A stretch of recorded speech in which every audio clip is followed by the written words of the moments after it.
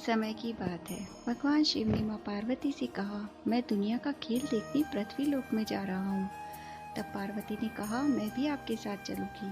तब शिव जी बोले, रास्ते में आप भूख प्यास से परेशान हो जाओगे, इसीलिए आप रहने दो। परंतु पार्वती जी ने जिद पकड़ ली, मैं भी आपके साथ चलूंगी।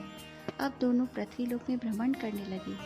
थोड़ी दूर आगे गए तो पार्वती जी ने कहा, मुझे तो प्यास लगी है।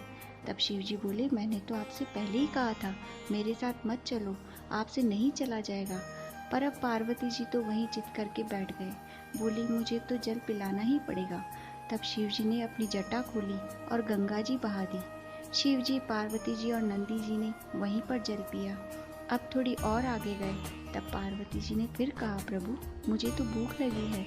शिव जी ने कहा, मैंने तो आपको पहले ही मना किया था कि आपसे नहीं रहा जाएगा। परंतु पार्वती जी ने तो जिद पकड़ ली।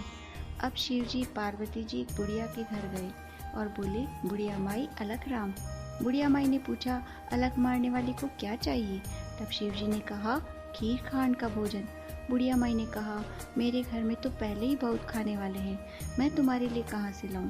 शिव जी, पार्वती जी वहाँ से निराश होकर दूसरे घर में बुढ़िया माई के घर गए। वहाँ जाकर बोले, बुढ़िया माई अलग राम। बुढ़िया माई ने प्रसन्न होकर पूछा, अलग राम को क्या चाहिए? शिव जी ने कहा, खीर खांड का भोजन। तब बुढ़िया माई बोली, आओ महाराज, आप बैठिए, मैं अभी आती हूँ। तब शिव जी बोले, बुढ़िया माई कहाँ जाती हो? बुढ़िया माई ने उत्तर दिया, महाराज मेरे घर में अभी इतनी सामग्री नहीं है, मैं बाहर से लेकर आती हूँ। शिव जी ने कहा, तू अंदर जाकर तो देख। बुढ़िया माई अंदर गई। उसने देखा उसके घर में तो सभी चीज़ों के भंडार भरे हैं। तब बुढ़िया माई ने बहुत स्वादिष्ट रसोई बनाई और 2 पत्तल शिव जी और पार्वती जी के लिए लगा दी, 1 पत्तल नंदी के लिए लगा दी। तब शिव जी ने कहा, माई 3 पत्तल और लगा। बुढ़िया माई ने आश्चर्य से पूछा, और किसके लिए पत्तल लगानी है? तब भोलेनाथ बोले, एक तेरे बेटे की और एक तेरी बहू की। तब बुढ़िया माई बोली, महाराज मेरे बेटा बहू कहाँ है? तब शिव जी ने कहा, तू पीछे मुड़ के तो देख।